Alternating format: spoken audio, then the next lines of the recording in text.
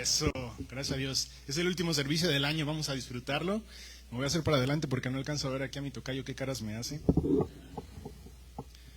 Entonces, bienvenidos sean todos a este domingo para servir a nuestro Señor. Es el último domingo del año, gracias a Dios, pues ya sin querer queriendo nos ha permitido ya 3 años estar aquí, desde que iniciamos esta obra que pues la intención es que sea para su gloria.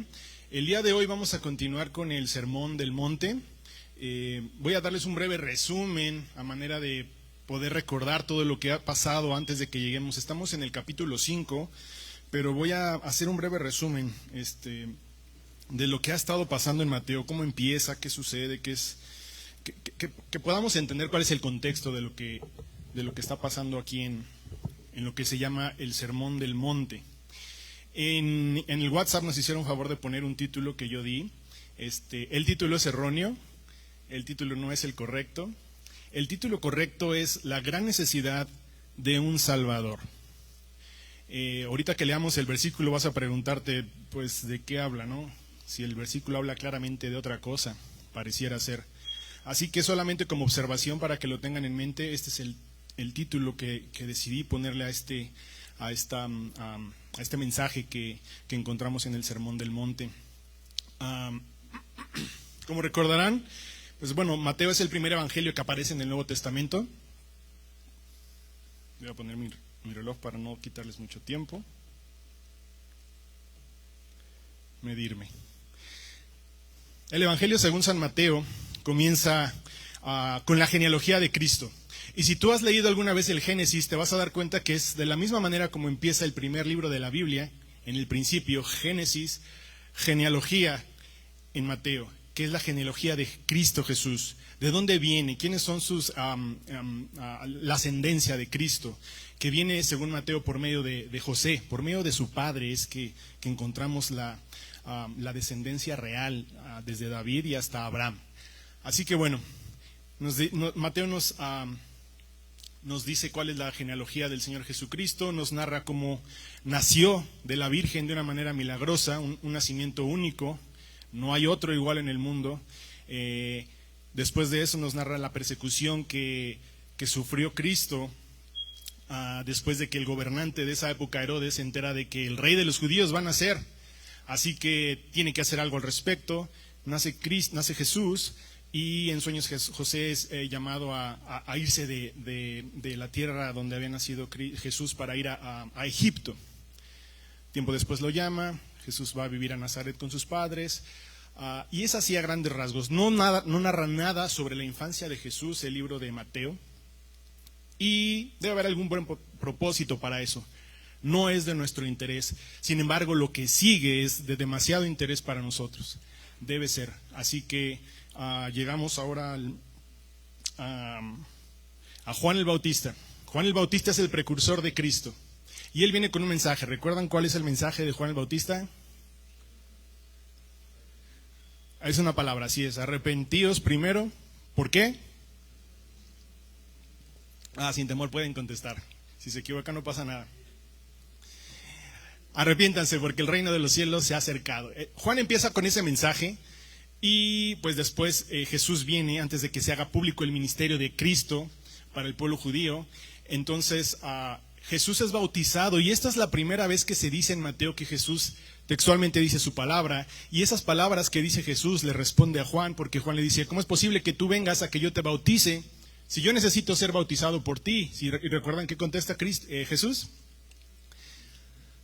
Deja ahora, permite que esto suceda, porque es necesario que cumplamos toda justicia. Las primeras palabras registradas de nuestro Señor en el Evangelio según San Mateo son esas. Así que después, pues todos sabemos, el Señor es bautizado, y de una manera simbólica. Él no había cometido ningún pecado, durante su vida no cometió pecado, por eso es el Hijo de Dios. Al bautizarse, hay algo aquí que tenemos que recordar: él no fue bautizado para la limpieza de pecados o para el arrepentimiento, porque Juan predicaba el arrepentimiento de pecados y el bautismo en las aguas como una forma externa de algo que tendría que suceder en el interior, como decía ahorita mi hermano Julio. Sin embargo, el bautismo de Cristo tenlo presente, Él se sumerge en las aguas donde todos esos pecados del pueblo habían quedado. Él carga con todo el pecado del pueblo mediante su bautismo. Él se empapa de ese pecado. Aunque Él nunca pecó, es un simbolismo de cómo Él llevó nuestro pecado. Ahora, después de esto, ¿recuerdan qué pasa cuando Él sale de las aguas?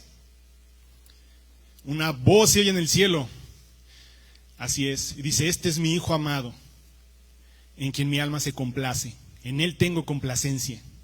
Y eso es algo público para la gente que está viendo el bautismo. Imagínate que tú estás viendo a una persona que todavía no es muy famosa, todavía no la conocen mucho, y de repente los cielos como que se abren y sale una voz. Imagínate la voz tremenda, imagínate haber estado ahí.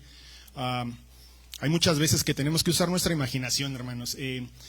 Imaginarnos que estamos ahí, ¿qué hubiéramos sentido si yo cuando estoy en casa con mis hijos en una tormenta y cae un trueno, un rayo, mis hijos tiemblan y mis hijos corren y se esconden y mi hija hasta grita, ¿no?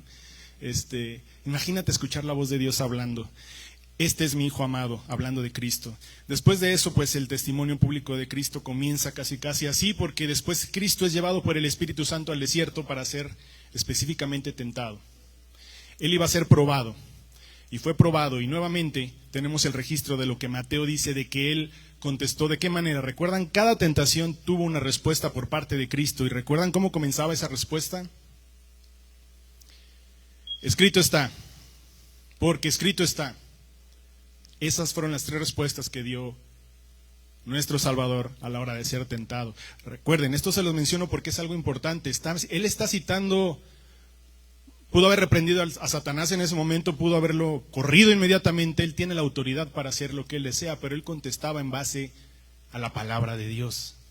Y en ese tiempo, hermanos, no existía el Nuevo Testamento, era solamente el Antiguo, solamente los profetas, el Pentateuco, los Salmos, era lo único que ellos tenían y lo que conocía Jesús a la perfección, igual que algunos maestros de la ley.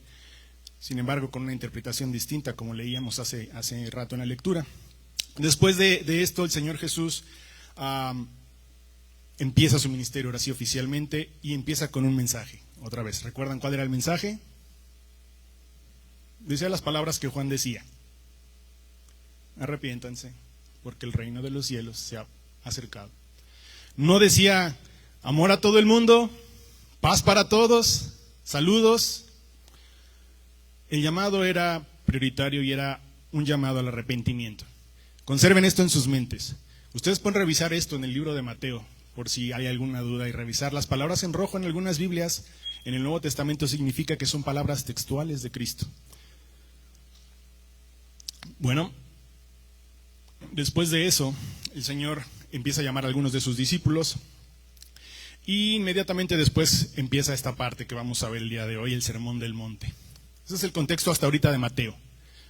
Vamos a ver ahora con qué comienza el Sermón del Monte. ¿Recuerdan? Bienaventurados. Bienaventurados. ¿Y recuerdan cuál era la primera bienaventuranza? Es un ejercicio, hermanos, para que tengamos presente la palabra de Dios. Bienaventurados los pobres en espíritu. Ahorita mencionaba a Julio, casi respondió todas las preguntas que les iba a hacer hoy hace rato, pero ¿cómo sabemos que somos pobres en espíritu?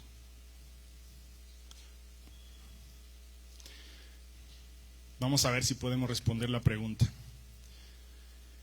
Y hay una promesa para estas personas que son pobres en espíritu.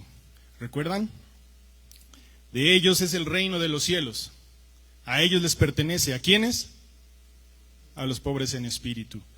Ahora la cuestión es que esto sigue muy bonito. Yo cuando lo leía la primera vez pensaba que la gente estaba ahí sentada en el monte bajo la sombra de unos árboles, algo así, y oían todas estas bienaventuranzas y estaban todos como pues casi, ¡ay, qué hermoso, qué maravilloso, qué bonito, qué lindo! Nadie nos había hablado así. Tal vez no era así, tal vez era algo muy diferente, hermanos. Estas características no son propias del ser humano. Sin embargo, hay una promesa para ellos. Y esta es la primera, y es muy importante. Van a verla, porque después de esta siguen, recuerdan, los bienaventurados los que lloran, bienaventurados los humildes, bienaventurados los que tienen hambre y sed de justicia, bienaventurados los misericordiosos, los de limpio corazón. Y lo que tal vez no nos hemos dado cuenta, o si lo recordamos, es que una lleva a la otra. Así que si no sabemos cómo responder a la pregunta de ¿cómo sé que soy pobre en espíritu? ¿Cómo sé que tengo esa cualidad en mí? Entonces no hay manera de que entienda las demás beatitudes, las demás bienaventuranzas del Señor, porque son consecutivas. Recuerdan que decíamos que son como los escalones. Yo los puse hacia arriba, hacia el cielo, hacia los cielos, porque es donde nos imaginamos los cielos en la parte superior. Pero tal vez es un camino hacia abajo, de humillación. La ley de Dios humillando al hombre para que reconozca su necesidad que tiene, la necesidad que tenemos. Ahorita vamos a ver de qué. Bueno, después de esto, inmediatamente después de las bienaventuranzas, Jesús no se queda, como les decía ahorita, ¿no? Imaginan a todos, wow, hablando palabras tan bonitas que nadie había hablado. Los fariseos ciertamente no hablaban estas palabras de ninguna manera. Pero Cristo hace algo y empieza a tocar un tema. La última beatitud, la última bienaventuranza, nos habla de este tema. Seguir a Cristo nos costará aflicciones, persecución también. Pero Cristo ha prometido una gran recompensa en los cielos para los que le sigamos.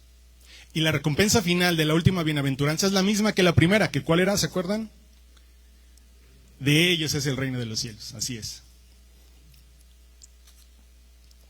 Esta persecución para los que siguen al Hijo de Dios, a Cristo, los que pasan por esta persecución, estas aflicciones, porque no viven en un mundo que les pertenece, porque este mundo no es su hogar, van a enfrentar estos problemas, pero la recompensa que tienen está en los cielos, la misma recompensa que tiene el pobre en espíritu. Ahora Jesús después dice que, en pocas palabras, la iglesia, como sal y luz, el cuerpo de Cristo, el cuerpo de los creyentes, no el edificio. Recordemos, la iglesia en la Biblia es las personas que han puesto su fe en el Salvador, en Cristo Jesús. A ese grupo de personas se les llama la iglesia. Y ellos deben ser como sal y luz en este mundo que está podrido, que está en una constante putrefacción y en una constante espiral descendente. Y la razón es que estemos aquí para llevar a cabo la gran comisión de la que habla el libro de Mateo, el Evangelio de Mateo, al final del libro, en el capítulo 28. Jesús toca este tema y después pasa algo. Les dice a las personas, a sus oyentes, a su audiencia, les dice, ok, mira, no creas, no vayas a equivocarte, no vayas a pensar que estas palabras hermosas que has oído de todas las bienaventuranzas del cielo y de las promesas maravillosas son aparte de esto. Yo no vine a ponerle fin a la ley. ¿Y por qué crees que está diciendo esto? Dice el Señor, yo no vine a ponerle fin a la ley, sino a cumplir la ley. Lo que ahorita nos comentaba mi hermano Julio en el pasaje de la lectura. Los fariseos querían agradar a Dios por medio de cumplir la justicia de Dios. Así que se habían tomado los mandamientos de Éxodo 20, el Decálogo, los 10 mandamientos, y habían tomado Deuteronomio 5, que es la repetición de la ley, los mismos 10 mandamientos para empezar, y les habían estado agregando cosas, les habían estado agregando pues algunos mandamientillos más de ellos, pues para ayudarnos a cumplir con estos mandamientos que son tan difíciles, ¿no? Así que esa era la enseñanza que los fariseos estaban transmitiendo al pueblo. Los fariseos era un grupo mayoritario, después del pueblo, que eran los más numerosos. Había en el tiempo de Jesús alrededor de 6,000 fariseos. Y estas personas eran reconocidas como la máxima autoridad religiosa para el pueblo judío. No todos lo reconocían, pero para la mayoría de los judíos, los fariseos eran la autoridad. Eran personas importantes y que tenían influencia en el pueblo. Así que estas personas a las que tú vas a ver a lo largo de los evangelios, refiriéndose o teniendo encuentros, desacuerdos con Jesús constantemente, y Jesús hablando durísimo contra ellos, porque les mencionaba, como decía ahorita, ¿verdad? Julio nos decía una palabra, ¿se acuerdan del versículo 7? Decía, ¿cómo los llamaba Jesús? Hipócritas. Hipócrita es una palabra que se usa para definir a una persona que está actuando, una persona que está tomando el papel. Ella no es así, está tomando el papel de alguien más, eso es ser un hipócrita. Y para un fariseo, lo que Jesús acusaba es que la actitud externa y su obediencia externa no correspondía a un corazón que se había sometido a Cristo en obediencia a Él, sino que ellos, por medio de cumplir esta ley, la ley de Dios, querían agradar a Dios y creían, ¿sabes qué es lo que pasa? Y es lo que vamos a ver en este versículo. ¿Qué pasa cuando tú estás con alguien en la escuela?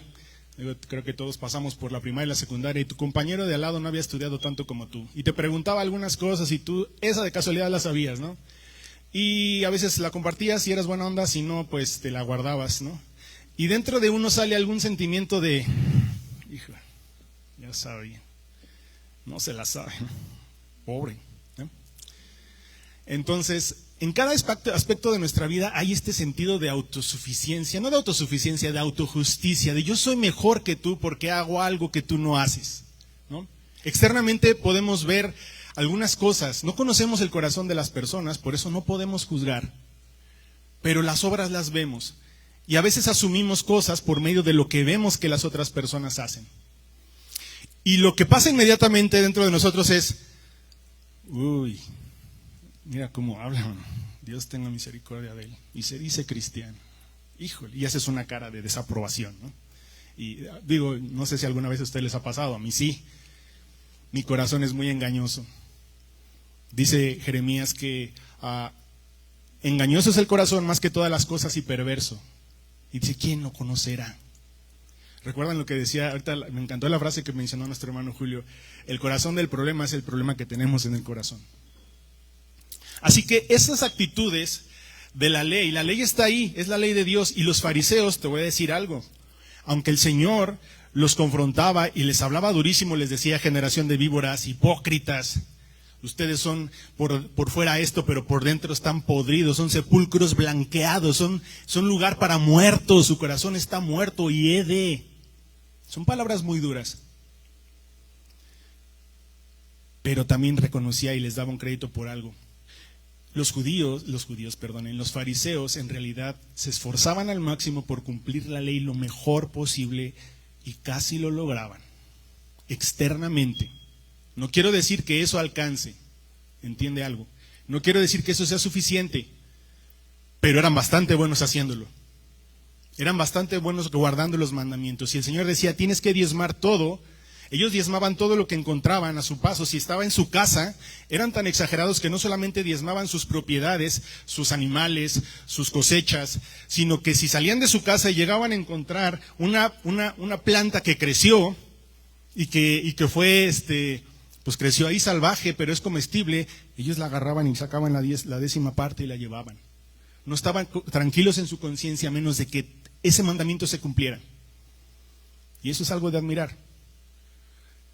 Sin embargo, tenemos que entender algo, no es el medio para agradar a Cristo. Y ahorita es lo que vamos a estudiar. Así que, antes de continuar con esto, vamos a leer, porque es el contexto, para que podamos entender la parte tan difícil que vamos, no difícil, pero es una parte, ahorita la van a ver. Tenemos que entender esto que está aquí, dice el 5:19, ¿me ayudan a leerlo, por favor?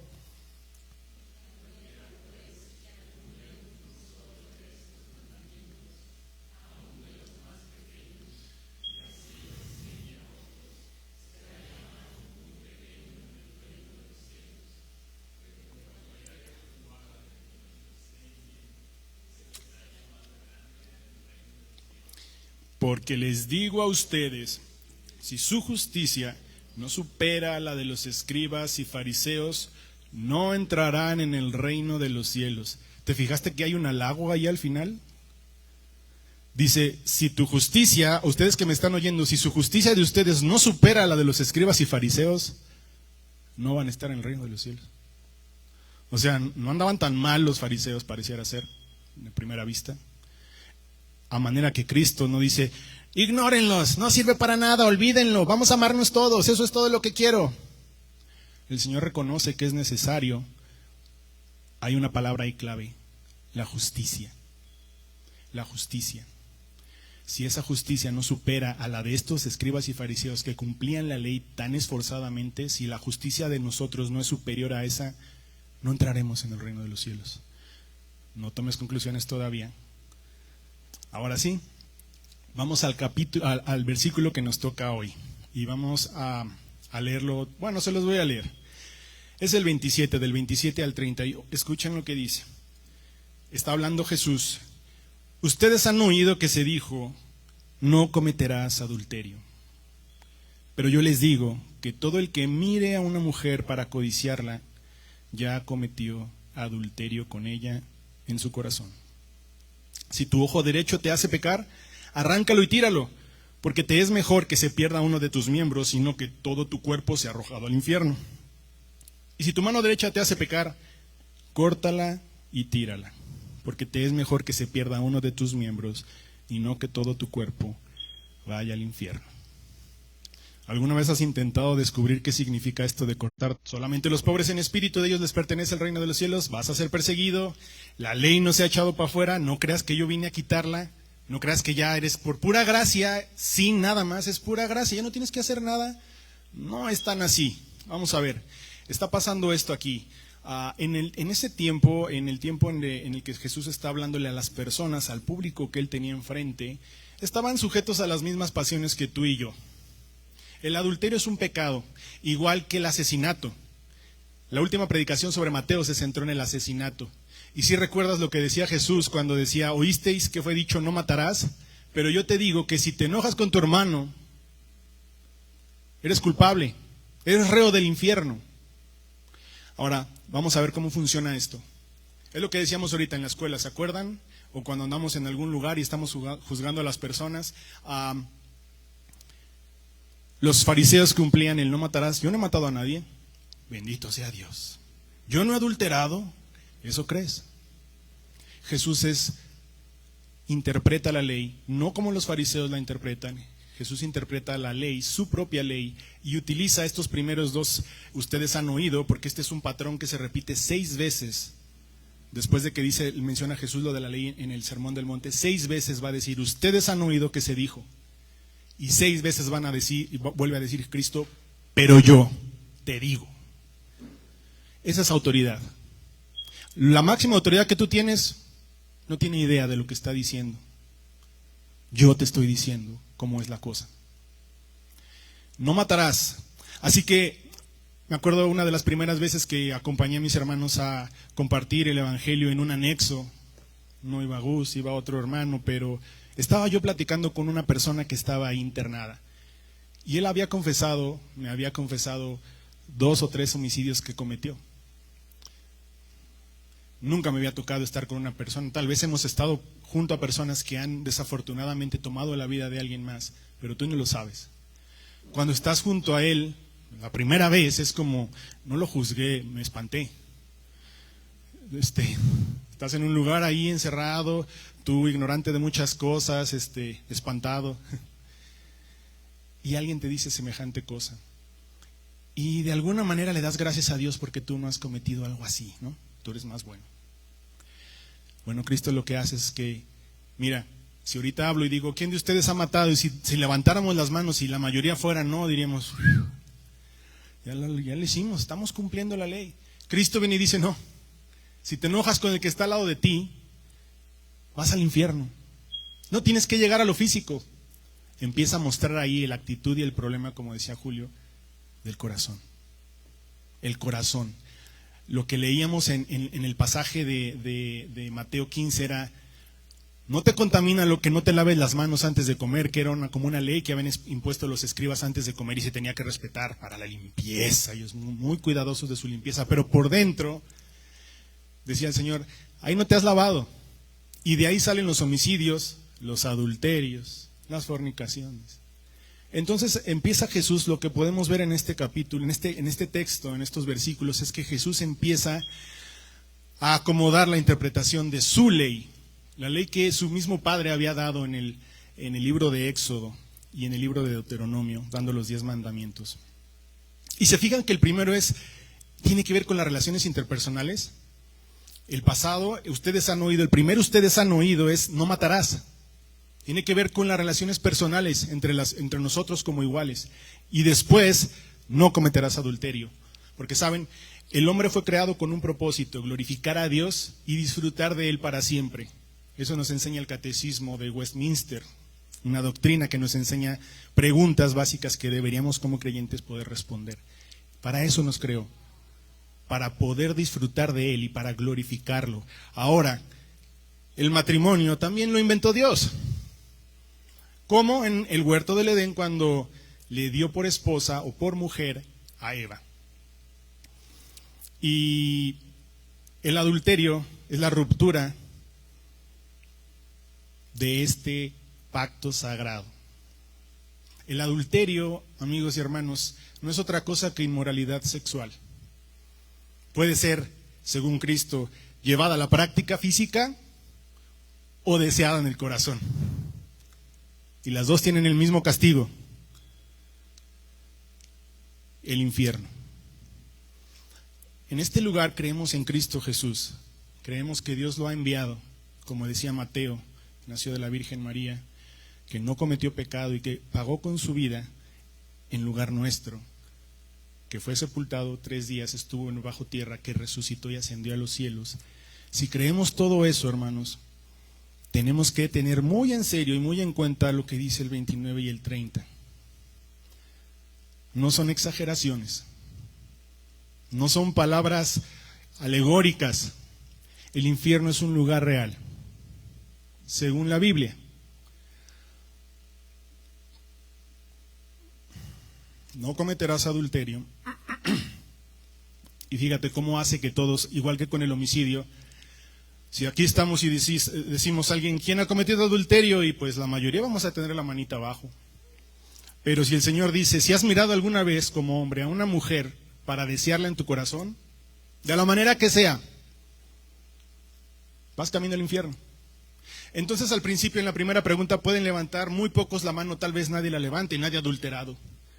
Pero en la segunda cuestión, todos quedamos convictos absolutamente.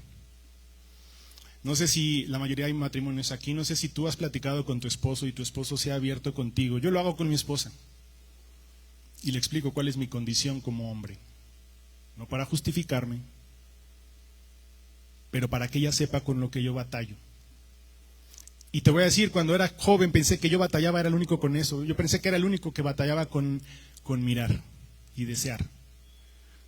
No llegaba a nada.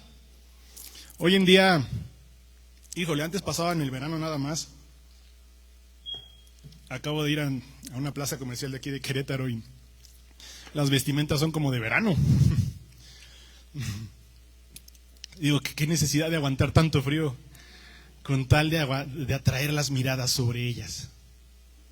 ¿Qué es lo que desean? ¿Qué hay en su corazón que se exhiben para ser vistas? No puedo juzgar la intención de su corazón, pero puedo ver más de lo que debería ver. Y sabes, el problema no está en ella. Aquí no se trata de poner la responsabilidad sobre ella o sobre él. Cristo está poniendo la culpa sobre mí. Porque no tengo que llegar al acto físico con una mujer como hombre para pecar contra Dios y tener el mismo resultado que tiene alguien que sí lo hace. ¿Sabes? Esto me ubica a mí. Cuando yo veo a alguien que ha cometido, o conozco a alguien que ha cometido desafortunadamente este pecado en lo físico, yo estoy igual. Yo no estoy en una posición más arriba que él. Eso es lo que hace la ley, hermanos. Nos pone convictos a todos. Nosotros creíamos que éramos buenos porque no hemos hecho tal o cual cosa. Cristo dice, no, estás pelas. Mira, ya ni siquiera tenemos que seguirle con toda la ley. Si te has enojado con alguien, ya valió. Ya no hay más. O es cierto, o lo creemos o no lo creemos, ¿no? Y que esto nos ayude, hermanos, a ser misericordiosos y considerados absolutamente con todos, porque todos, el dicho que dice, esta es como la casa del jabonero, así es. Ahorita podemos jactarnos de algo, mañana no sé. Y lo que le importa al Señor es tu corazón. Eso es lo que Él quiere. Él no busca una conducta externa, no quiere que tú aparentes algo delante de nadie. Él te conoce. Él sabe para dónde vas. ¿Y sabes qué es lo increíble? Que en el mundo en el que vivimos se nos dice constantemente, las personas que no creen en Dios y que creen mucho en la ciencia, ellos tienen varias frases, pero ellos no necesitan a Cristo, pero ellos dicen, yo no necesito a Dios, yo creo que mi Dios es de esta manera, mi Dios es de aquella manera. Según la Biblia, la realidad para todo ser humano es una sola. Todos nosotros vamos al mismo camino, vamos al infierno. Es Dios el que se intromete en nuestras vidas por medio de Cristo y nos ofrece un camino diferente. Todos vamos a lo mismo. Este libro, esta ley, está diseñada para que todo mundo quede convicto bajo la ley de Dios. Ese es el propósito de esta ley. Cuando no eres un creyente. Pero cuando eres un creyente, esta ley se convierte en una guía para tu vida, para que tú sepas y yo sepa lo que le agrada a Dios y lo que no le agrada. En mis fuerzas no voy a poder cumplir. ¿Ves lo que está sucediendo aquí? Jesús les está diciendo, mira, tú creías que eras muy buena persona y que te ibas a ir al reino de los cielos porque nunca has adulterado y nunca has matado. Mira, yo te digo, ya te enojaste y ya has deseado alguna vez con una mujer. Te voy a decir, como hombre te puedo asegurar casi al 100% que no hay hombre que no haya pasado por esto. No existe. No existe. Yo no escapo a eso. Y según Cristo yo voy en un camino espantoso.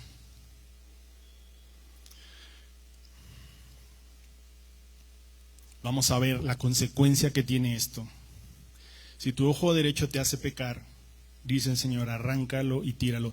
Toda mi vida cuando leía esta parte, cuando la escuchaba, yo decía, bueno, es una forma figurada, ¿no? No es tan malo. Digo, no creo que el Señor esté queriendo que en realidad me arranque un ojo. Necesitaría arrancarme los dos y necesitaría arrancarme la cabeza. Porque mi mente, mi cerebro, va a seguir viendo. A lo que se refiere esta frase, igual que la de la mano, al decir que es el ojo derecho, es el ojo con el que mejor ves. Y generalmente en este mundo existen mayormente personas diestras que zurdas.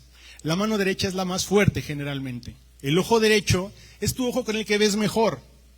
Físicamente, yo necesito lentes, pero uno de mis ojos está casi al 100, el otro no.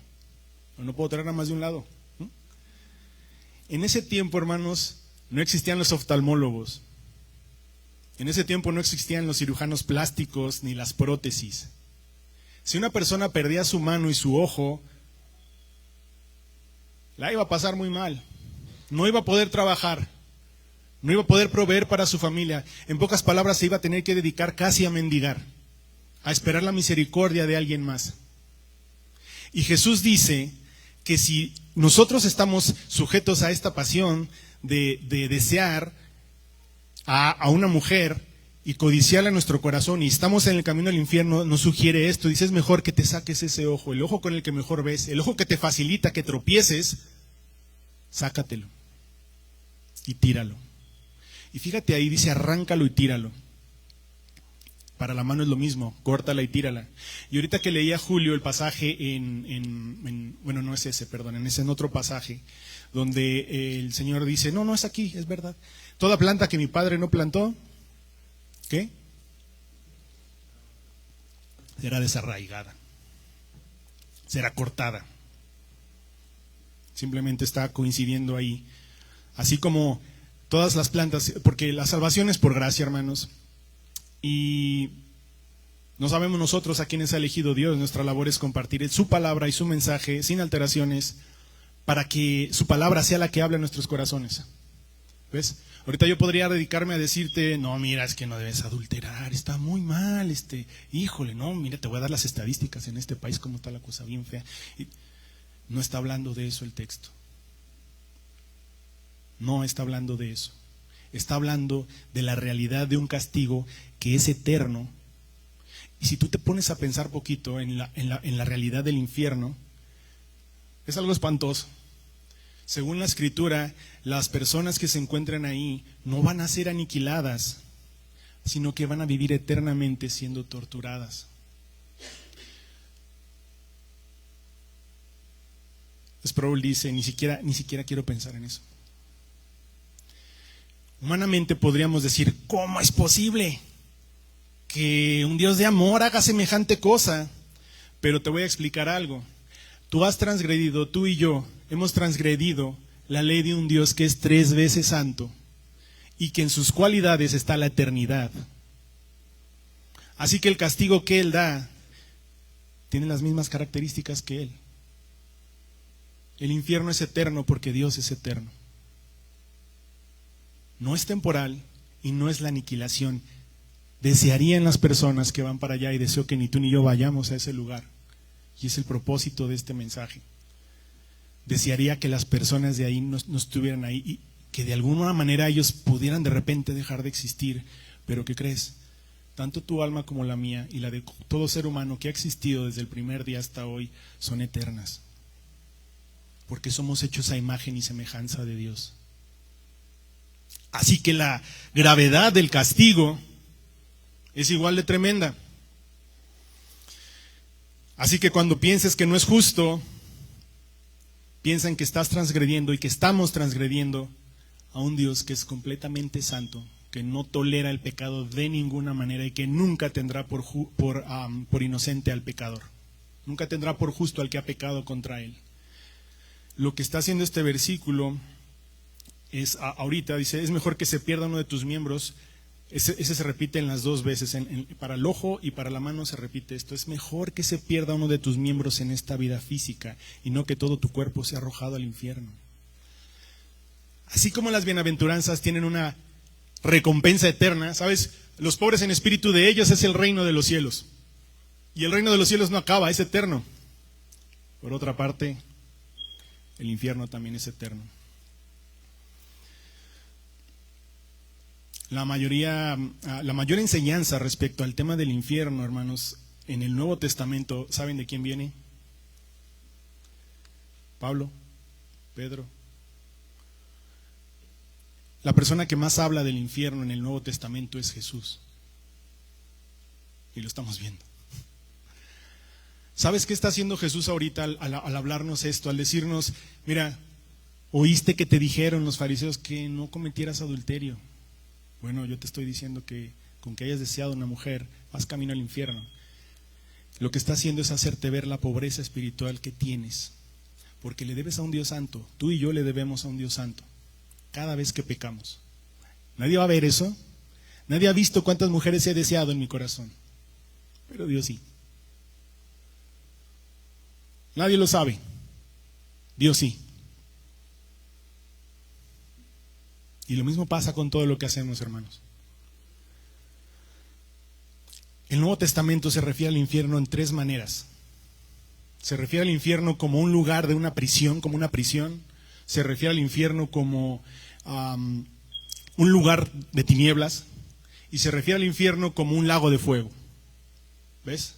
Entonces tú puedes decir, bueno, es un lago de fuego, o está oscuro, o es una cárcel, o que se defina. El Señor simplemente está usando elementos que nosotros conocemos para expresar lo terrible de este lugar. La meta no es espantarte, la meta es hacerte ver que vas para allá, igual que yo. La meta no es lograr que tú ahora corras hacia Él, porque estás espantado y no quieres ir a este lugar. La realidad es que ya vamos para allá. Sin Cristo vamos hacia allá, pero a una autopista a máxima velocidad. Es su ley la que funciona como límites en esa carretera y de repente se aparece una barda. Ese es el mandamiento. El mandamiento del Señor, no harás tal o cual cosa, es la barda con la que nosotros chocamos para no perdernos. Ese es como te sirve la ley después de que has depositado tu confianza en Cristo, ¿ves? De modo que cuando escuches a una persona que se dice creyente y deseche este libro, porque ya no es por ley, ya no es por la ley, ya solamente por gracia, ya Cristo murió.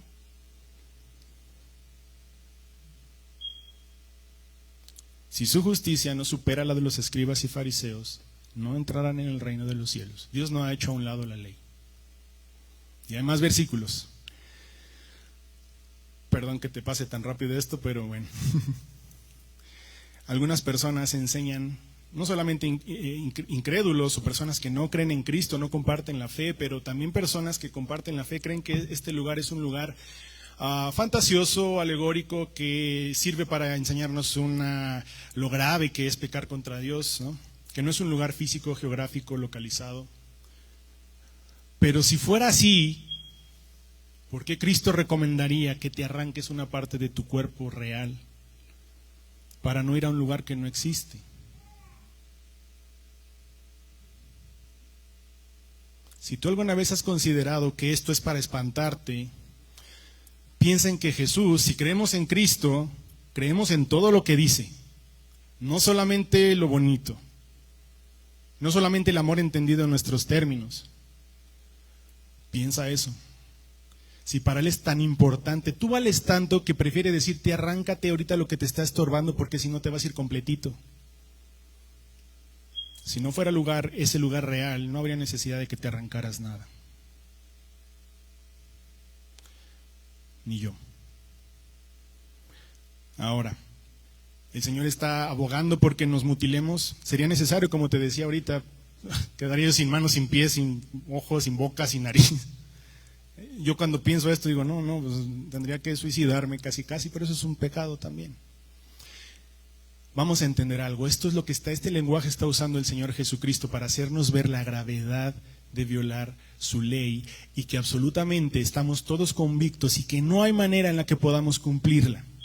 No hay manera.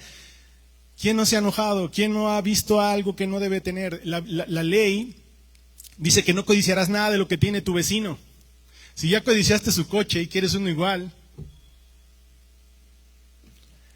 si te gusta mucho la señora que le ayuda, no porque esté bonita físicamente, sino porque hace un trabajo excelente, no has ido a alguna casa donde está impecable y dices, órale, y ves a la señora ahí en friega y dices, yo quisiera una así. La deseas algo que no es tuyo, es pecado. Ahora, debemos tener cuidado, y es lo que vamos a ver ahorita, y no creer que por medio de guardar esto, ahora somos aceptados por Dios. Lo que está haciendo Cristo aquí es simplemente decir, nadie puede. Todos están bajo la misma. Los fariseos están peor porque ellos creen que sí me agradan y confían en su propia justicia y entonces desechan a Cristo. Por eso se peleaban con él. Por eso no lo aceptaban. Por eso lo mataron.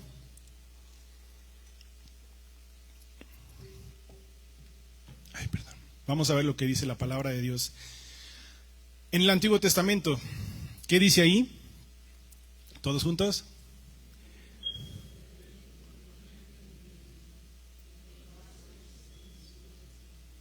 Eso dice Proverbios. No tienes entendimiento, destruyes tu alma. Es un pecado grave, hermano. Es un pecado que causa mucho dolor, que causa una infinidad de problemas y que causa separación. La separación de algo que Dios se supone que unió. Hay perdón. Bendito sea Dios que hay perdón. Y hay restauración en Cristo. Este versículo no está escrito para excluirnos definitivamente, sino para hacernos ver que somos pobres en espíritu. No nos alcanza, hermanos, estamos quebrados. Estamos rotos. Hay algo que me llama la atención cuando el Nuevo Testamento habla de la fornicación y de las inmoralidades sexuales. Dice algo, fíjate qué dice ahí, ¿qué es la primera palabra? Huye. Jesús dice, resistid al diablo y huirá de vosotros. Y es verdad. Y la manera de resistirlo es con su ley, con su palabra, como él lo hizo cuando fue tentado. Pablo aquí dice, no te metas con eso, corre, vete. Escápate. La tentación sexual es tremenda. Y bastan 2 segundos para que tu alma sea reducida a un bocado de pan y seas comido. Dice Proverbios también eso. Por la mujer mala. Huye pues de las pasiones juveniles. Huye, no las soportes. No te vayas y te metas contra ellas y creas que vas a lograrse algo. No vas a poder. No vamos a poder. Huye de ellas. Pero sigue la justicia, ahí está otra vez la palabra, ¿recuerdas? La vimos al principio, la justicia, la fe, el amor y la paz con los que invocan al Señor con un corazón puro. Esa es la sugerencia de Pablo a Timoteo. Y después, mismo Pablo a los Corintios nuevamente, ¿qué dice al principio? Huyan de la fornicación. Todos los demás pecados que un hombre comete están fuera del cuerpo, pero el fornicario peca contra su propio cuerpo. Y vas a ver por qué este pecado es tan grave. ¿No sabes o no sabemos que el cuerpo que tenemos es templo del Espíritu Santo? Ahí mora el Espíritu de Dios, ¿no lo sabemos? El cual está en nosotros, el cual tenemos de Dios, pero no nos pertenecemos a nosotros mismos. Vaya, este mundo dice que sí, que yo puedo hacer con mi cuerpo lo que quiera. Aquí dice otra cosa. Ustedes no se pertenecen a sí mismos, porque han sido comprados, los que han sido comprados por un precio. ¿Sabes cuál es ese precio?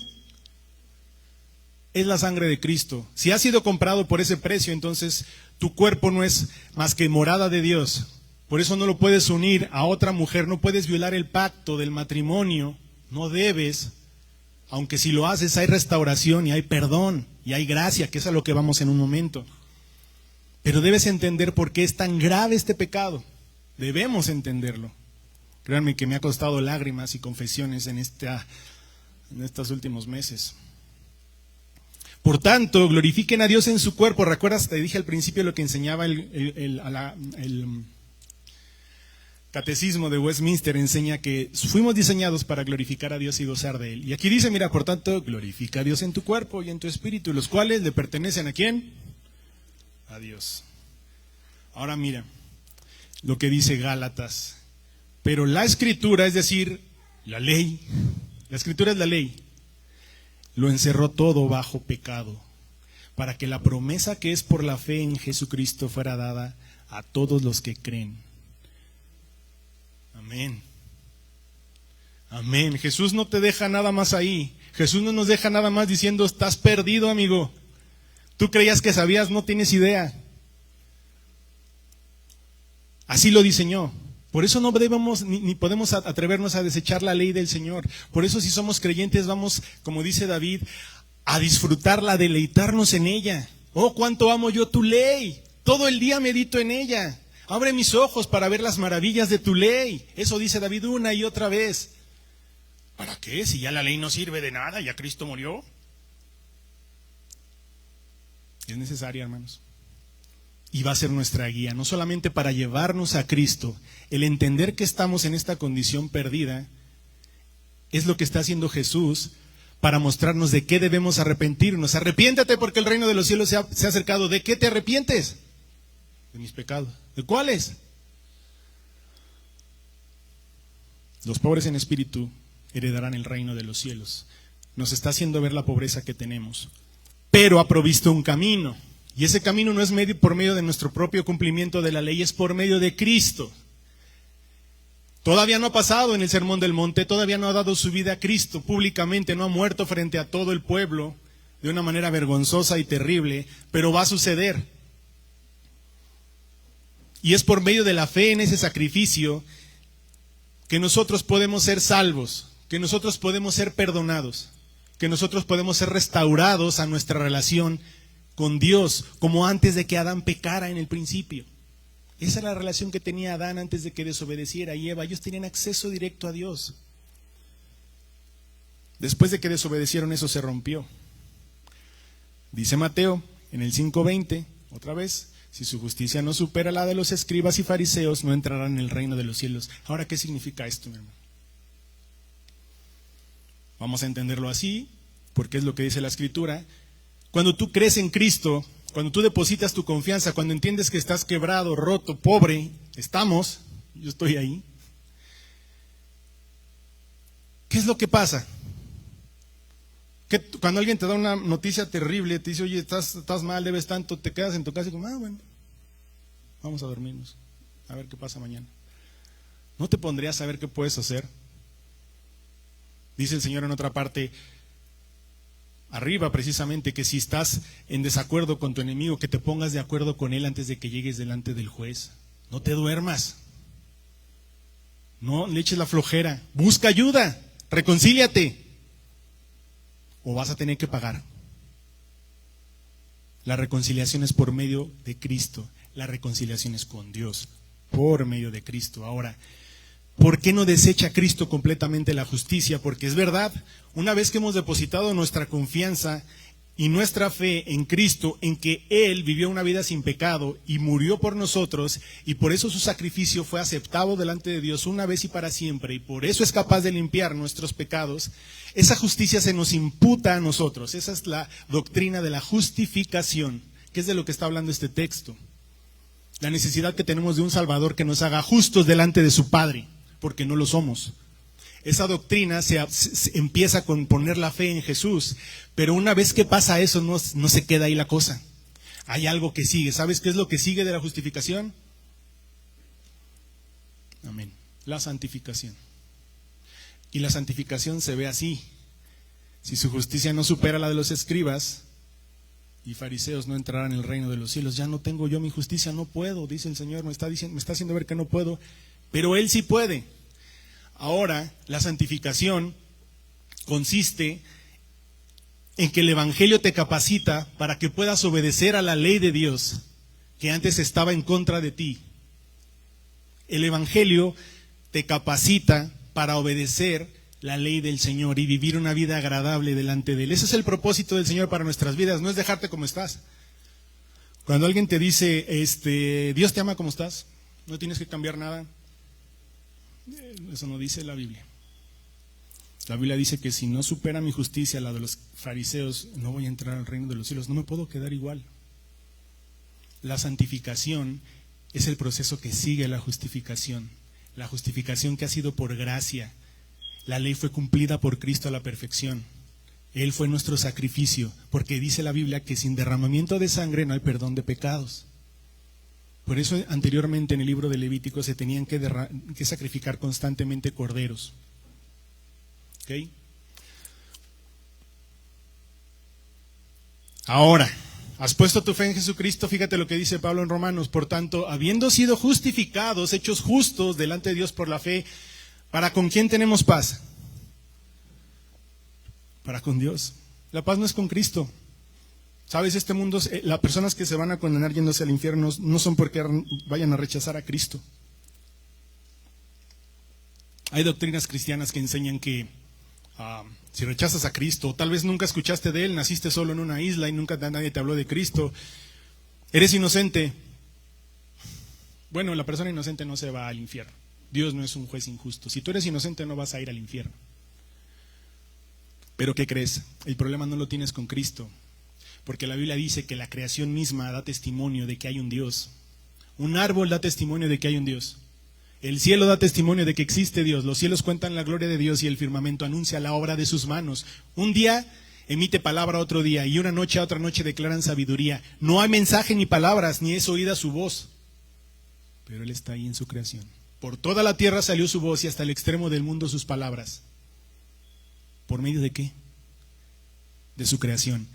Una persona se va a ir al infierno por rechazar a Dios, porque Dios existe. Dice Pablo en Romanos que lo que ve es un testigo contra él. Lo que se ve fue hecho por alguien, aunque nadie te haya hablado de Cristo nunca. Al que no conoció pecado, ¿quién es ese, hermanos? Lo hizo pecado por nosotros para que fuéramos hechos justicia de Dios en él. ¿Viste? Fíjate ese verbo, fuéramos hechos. Es un verbo en modo pasivo. Alguien más lo hizo por nosotros. No dice que nos la ganamos, no dice que la merecemos, dice fuiste hecho por medio del que no conoció pecado y que se hizo pecado por amor a ti, por medio de él ha sido hecho justicia de Dios en él es Cristo. Uy, hay tantos versículos que hablan de esto. Gloria a Dios porque no nos dejó en esa condición, hermanos. Ha provisto un camino. Si tú has batallado con el adulterio, si has pecado en tu corazón, ni siquiera voy a tocar el tema de los hermanos que tristemente están pasando por esta situación. Hemos visto que no es necesario.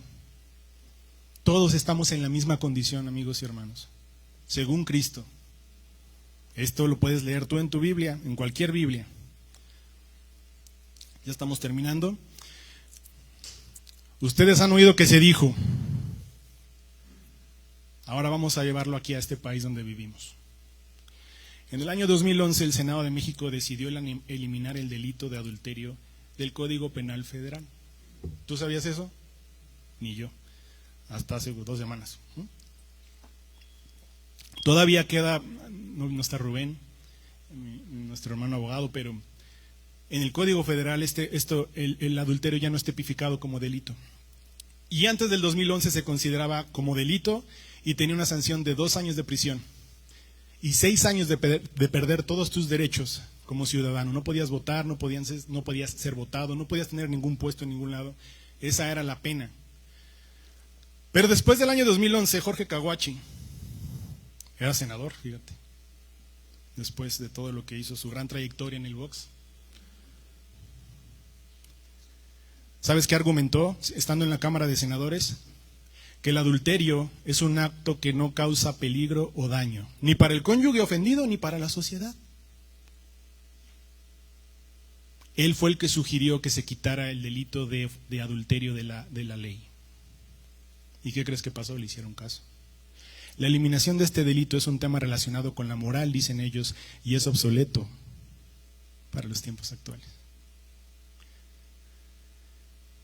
Ahora, todavía sigue siendo causal de divorcio. Todavía puedes pecar más. Está bien, adultera. Y si te quieres divorciar, lo puedes usar como pretexto, ¿eh? Aunque ya no es castigable ni punible el adulterio, todavía puedes usarlo como una causa para divorciarte de tu cónyuge ante la ley. Claro.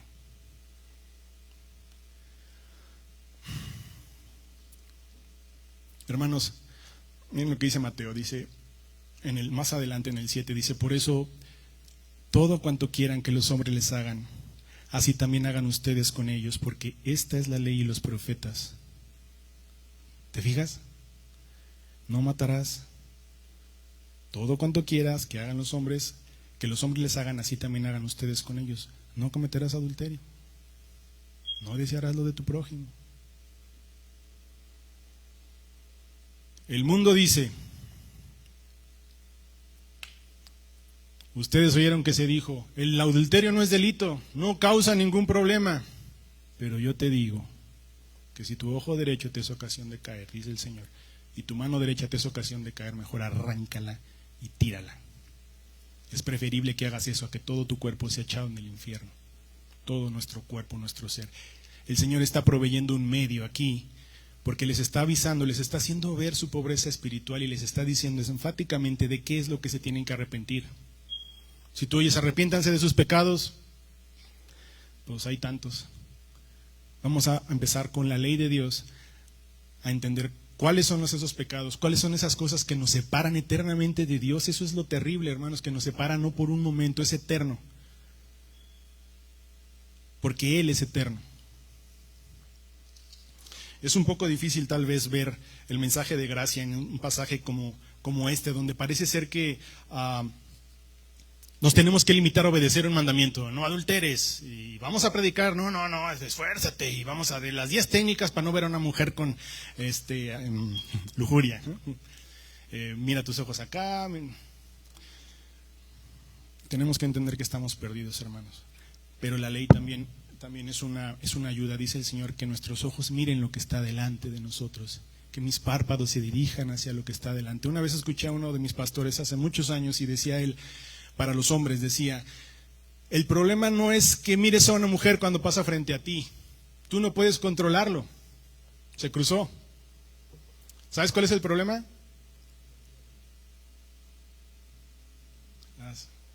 Esa es otra cosa. Ahí estás ejerciendo, estás haciendo lo que el Señor acaba de decir que no hagas. Se cruzó. Como dice Spurgeon, siempre lo digo, no puedes evitar que los pájaros vuelen en tu cabeza arriba de ti, pero sí puedes evitar que hagan un nido. Esto es así, hermanos. Así que la gracia de Dios puede ser difícil de ver en este pasaje, porque pareciera que es una orden, igual que toda la ley, por eso son fastidiosas para nosotros como seres humanos. Tenemos que entender algo: las obras de justicia nunca nos van a poder salvar, y es lo que está dejando Cristo en claro. Pero son la forma en la que se nos manda a vivir. Por eso todo cuanto quieran que los hombres les hagan, así también hagan ustedes con ellos. Cuando nos encontramos con estas enseñanzas que contienen demandas éticas que Dios hace a su pueblo, necesitamos entenderlas siempre a la luz del Evangelio, del sacrificio de Cristo. Cristo pagó por eso que tú estás haciendo, que ya hiciste y que vas a hacer. No vas a dejar de hacerlo mientras estés en la carne. Pero con el Evangelio ahora tienes el poder de Dios para vivir una vida diferente, sometido en obediencia a Él y amor a Él, porque Él nos amó primero. Es su Evangelio el que nos saca de esta situación. Es su Evangelio el que se interpone entre el infierno y nosotros. Es Cristo, con su vida perfecta, con su sacrificio perfecto. Arrepiéntanse, hermanos, y es algo que tenemos que hacer, es nuestra forma de vivir como creyentes. No es algo que sucedió hace 20 años cuando conociste de Cristo. Vamos a orar. Señor, te agradecemos en esta tarde por este mensaje que nos has dado. Te agradecemos por tu paciencia, Señor, porque nosotros somos tardos para oír, tardos para creer, Señor, porque queremos creer lo que nos conviene, Señor. No queremos sufrir, no queremos batallar, no queremos que nos pase nada malo según nuestro entendimiento y nuestros propios términos. Ten misericordia de nosotros, Señor. Ayúdanos a poner la mirada en ti, Señor. a entender que esta es una carrera, Señor, como tú la pones en tu palabra, y que la vista, la mirada la debemos tener puesta en tu Hijo Cristo. Nuestra mirada puesta en tu Hijo Cristo, Señor, y corramos con paciencia la carrera que tenemos por delante. Ten misericordia de mis hermanos, ten misericordia de mí, Señor. Gracias porque nos dejas llegar casi al final de un año nuevo, porque nos has guardado, a pesar de todas las dificultades, a pesar de todos los quebrantos emocionales, espirituales, Señor, a pesar de todas las enfermedades, todas las dolencias que han aquejado a mis hermanos y a mí, tú has sido fiel. Gracias, Señor, por tu provisión. Gracias por ese amor perfecto manifestado a través de tu Hijo Cristo, Señor. Ten misericordia de nosotros, Señor. Te lo pedimos en el nombre de tu Hijo amado Cristo Jesús. Amén.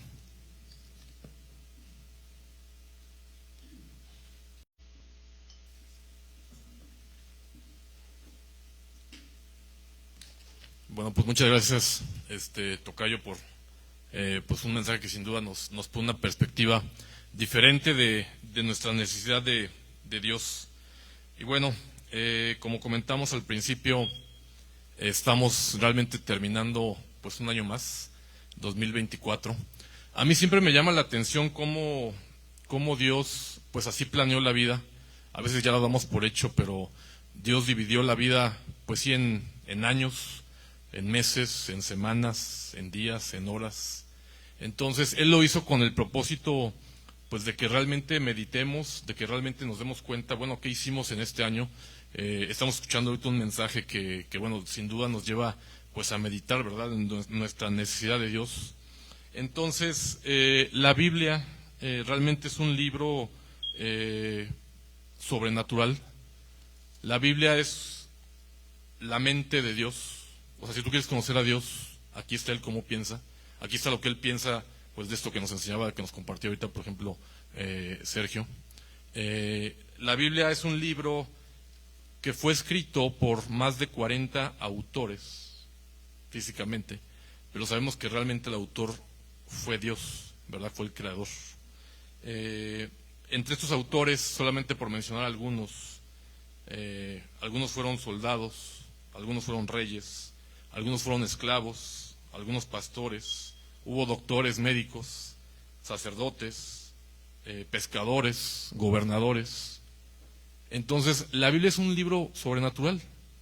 Este libro fue escrito a lo largo de un periodo, se calcula, de alrededor de 1500 años, 15 siglos, se dice fácil, 1500 años tardó en escribirse este libro.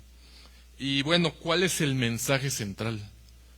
¿Por qué la Biblia es tan importante? ¿Por qué siempre es el libro más vendido cada año? Más que cualquiera de los bestsellers, la Biblia es el libro que más se vende cada año en el mundo. ¿Por qué? Es la palabra de Dios, es la mente de Dios. Entonces, el mensaje central de la Biblia es un mensaje, pues sí, de amor. Es un mensaje que habla de la creación, como ahorita comentaba Sergio. Es un mensaje que habla de la caída del hombre, como todos nosotros sabemos que hemos pecado, que hemos caído. Es un mensaje que habla de la redención y de la restauración, ¿sí? Redimir a la humanidad. Redimir no es nada más que reconciliar al hombre con Dios. O sea, realmente la Biblia es una historia de cómo Dios realmente busca el corazón del hombre. Estamos terminando el 2024 y te voy a decir algo. Ese es el propósito de la Biblia. O sea, Dios busca el corazón del hombre. A mí me gustaría que tú meditaras un poquito en cuál es tu propósito. Estamos ahorita terminando, siempre vienen los propósitos de Año Nuevo. Siempre vienen, ay, quiero hacer esto, quiero hacer lo otro, ¿verdad? Ahorita estamos entrando en esa etapa de meditación, ¿verdad? Entonces, como bien decía aquí en la predicación del día de hoy, Jesús habló mucho más del infierno que del cielo, ¿no? Porque pues sí es una advertencia, es una realidad. Podemos creer que, pues sí, o sea, que realmente no es cierto, pero Jesús mismo, o sea, habló mucho más de esto, ¿verdad? Del infierno. Les voy a leer, aprovechando ahorita que estamos hablando de lo que es la ofrenda, ¿verdad? De todo, porque estamos viendo todo esto. porque estamos hablando pues de la Biblia, del fin del año. La ofrenda realmente es algo que se ve durante toda la Biblia. O sea, realmente en el Antiguo Testamento la ofrenda ocupaba también un lugar central. Los sacerdotes, los corderos que sacrificaban, en fin, la ofrenda siempre fue un punto fundamental en toda la Escritura. ¿Por qué? Porque un día Dios iba a dar una ofrenda por nosotros, un pago, ¿sí?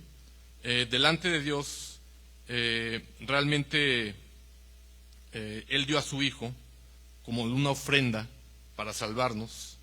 Él fue, hablando de Jesucristo, Jesús fue y es y será siempre el Cordero de Dios, la ofrenda de Dios para pagar nuestras faltas, nuestros pecados, el Cordero que quita el pecado del mundo. Les voy a leer solamente un pasaje que está en Hebreos, en el capítulo 10, que está hablando de todo esto.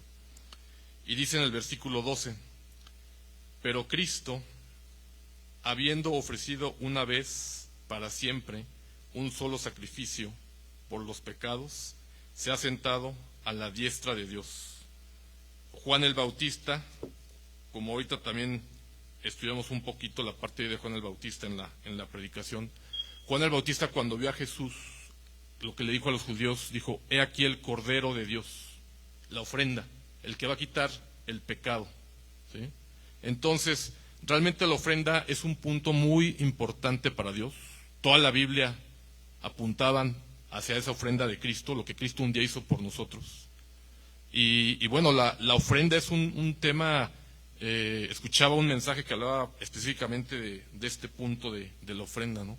Y decía que Dios, pues no es como que nos dio el 10% de Cristo, o nos dio el 20%, Él dio toda su vida. O sea, y Dios espera que nosotros creamos en Él al 100% y queremos realmente nuestra vida. La Biblia en muchas partes así te lo pide. O sea, te dice, pues que si alguien pagó por ti, si alguien murió por ti, o sea, tú le debemos nuestra vida. Entonces, ahorita que estamos terminando este año, yo te invito a que medites en el propósito de tu vida, a que medites realmente por qué estás aquí, por qué estás el día de hoy escuchando estos mensajes que sin ponernos de acuerdo se relacionan, ya saben. El propósito de tu vida realmente debe de ser el conocer a Dios. Créeme que todo lo demás que hacemos durante nuestra vida, trabajar, nuestra familia, salir de vacaciones, nuestros hijos, cualquier otra cosa que haya realmente en tu vida, pues sí, o sea, son cosas importantes, pero lo más importante, el propósito, es que conozcas a Dios a lo largo de tu vida. Dios nos diseñó con un hueco en el corazón, y ese hueco va a seguir vacío mientras Dios no ocupe ese lugar, ¿sí? Entonces, puedes pasarte toda la vida buscando, puedes pasarte toda la vida investigando, pero mientras Dios no ocupe ese lugar en tu vida, créeme, vas a seguir ahí, buscando. Entonces, yo te invito a que en este fin de año tú medites en esto, que medites en el propósito para tu vida, para el 2025, y bueno, que aceptemos esta ofrenda de Dios, que veamos realmente lo importante que es el tema de la ofrenda, y lo importante que es ofrendar también, pues para que su reino pues siga expandiéndose, para que sigamos predicando, y que bueno, que Dios nos pueda bendecir. Si quieren, vamos a orar. Señor, pues muchas gracias por este día, gracias por este mensaje que escuchamos a través de mi tocayo, y gracias a Dios porque pues tú de alguna forma nos estás buscando, Señor, para llenar nuestro corazón o para limpiarnos, Señor, de nuestro pecado continuo. Gracias porque pues tu misericordia es también infinita. Te pedimos que tú pues nos ayudes a valorar esa ofrenda que tú un día pagaste por nosotros, esa ofrenda que un día Jesús pagó por nosotros, Señor, hace pues ya más de 2000 años, y que al día de hoy, Señor, pues se sigue predicando esta verdad, se sigue predicando pues que tú estás buscando el corazón de los hombres. Gracias por este día, gracias por todas estas enseñanzas que hemos recibido.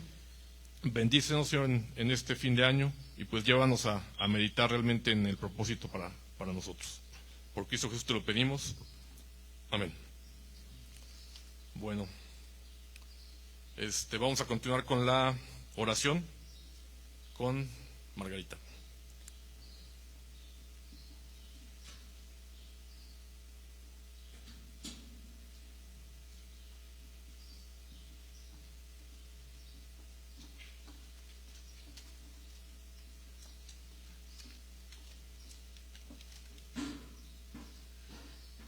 Inclinamos nuestras cabezas, por favor.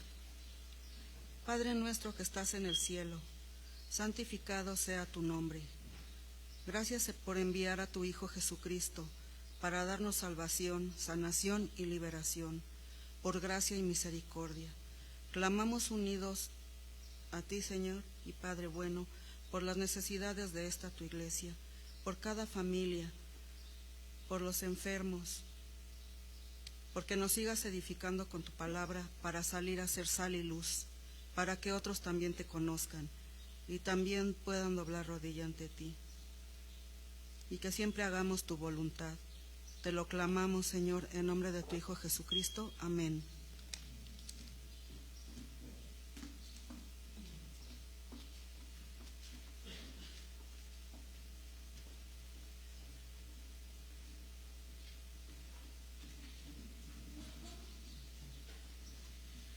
Puestos de pie, vamos a cantar. Juntos cantaremos a nuestro Dios, pon tu mirada en Cristo.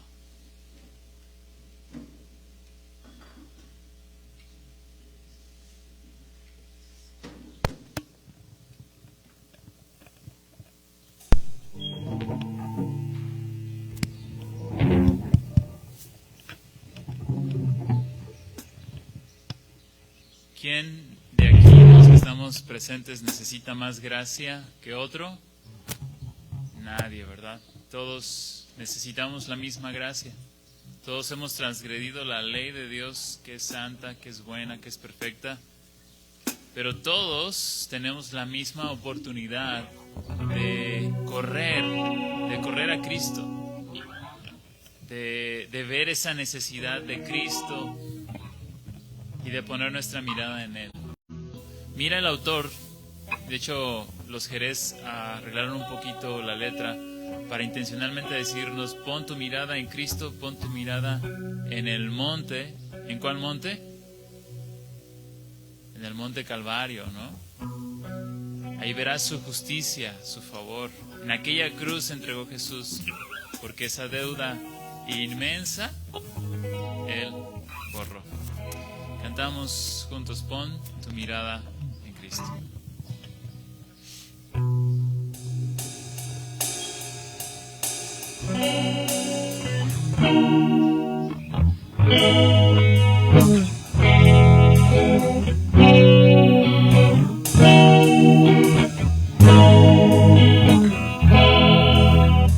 Pon tu mirada en Cristo,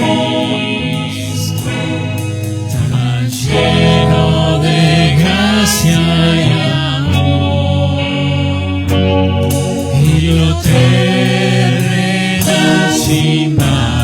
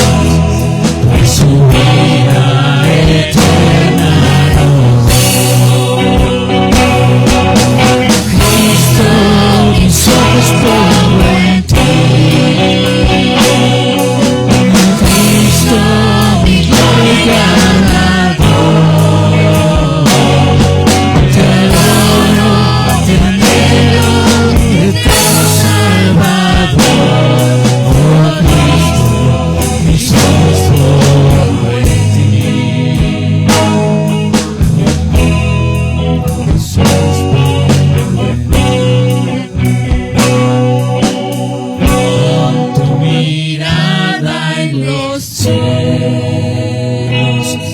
Jesús volverá por su vez. Todos correrán y confesarán toda la gloria a Cristo.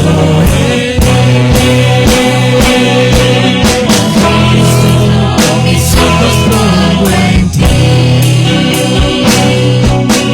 Cristo, mi gloria y galardón. Te adoro, te anhelo, eterno Salvador. Oh Cristo, mis ojos pongo en ti. Oh Cristo, mis ojos pongo en ti. Cristo, mis ojos pongo en ti. Te anhelo, mi eterno Salvador. Oh Cristo, mis ojos pongo en ti. Oh Cristo, mis ojos pongo en ti.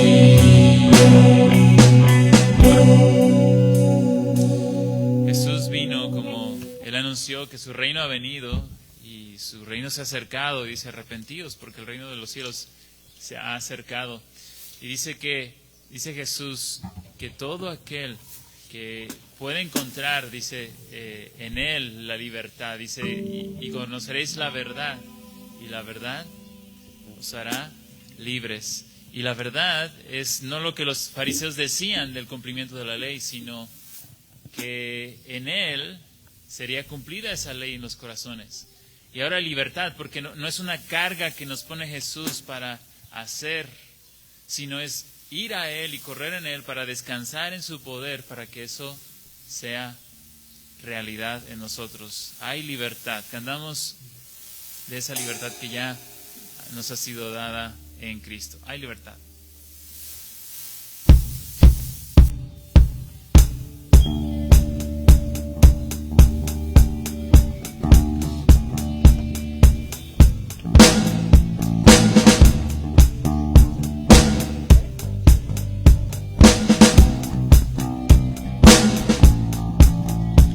Cadenas de la muerte me quitó. Para mí ya no hay condenación, hay libertad,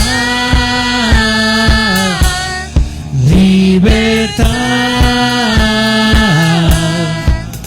Siendo esclavo del pecado me libró, y en la cruz compró mi redención, mi libertad.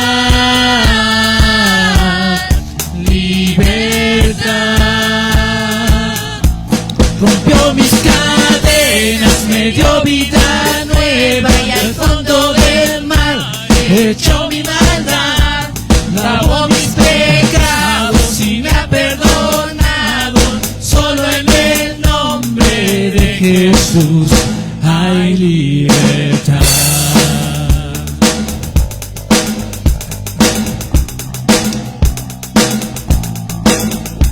Proclamo que en la cruz por mí murió y cambió mi duro corazón por libertad, libertad. El poder de su evangelio me salvó y no me avergüenzo del Señor, mi libertad. Libertad, rompió mis cadenas, me dio vida nueva, y al fondo del mar echó mi maldad. Lavó mis pecados y me ha perdonado. Solo en el nombre de Jesús hay libertad.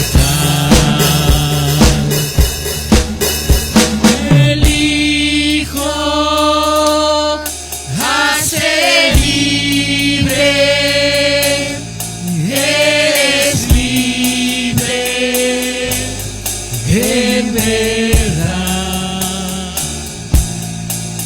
al que elijo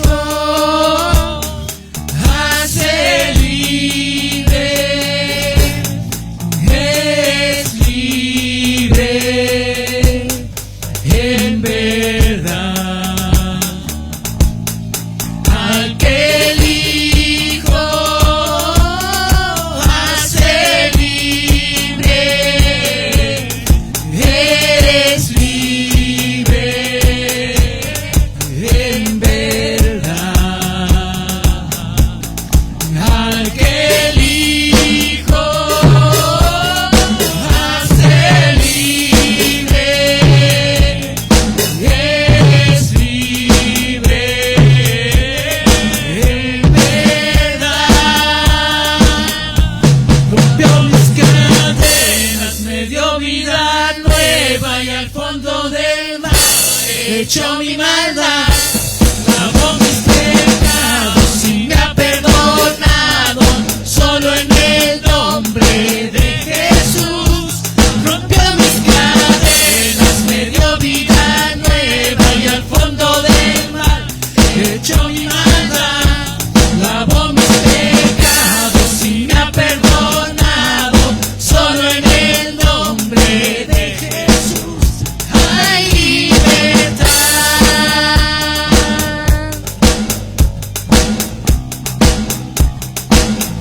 Hay libertad.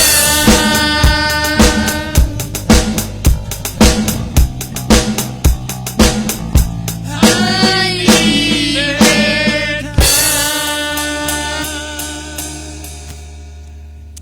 Señor, gracias porque podemos saber que tú nos has hecho libres, y nos has lavado, nos has comprado a precio de sangre. Y Señor, qué gran bendición es saber que ya no estamos bajo condenación, sino bajo libertad, la libertad que el Hijo nos ha dado, porque esos pecados están en el fondo del mar, porque nos has lavado, Señor, y también esa misma obra es suficiente para seguirnos salvando y producir en nosotros esas obras de justicia que preparaste de antemano. Hazlo, Señor, en tu pueblo. Limpia nuestros ojos, nuestras mentes, de todas aquellas cosas que te ofenden, Señor, y danos un corazón más y más limpio como el tuyo, para dar testimonio de esa justicia que es verdadera en todo aquel que pone su esperanza solo en Jesús. Bendícenos, Señor, y ayúdanos. Lo pedimos en Cristo. Amén. Pueden tomar su lugar.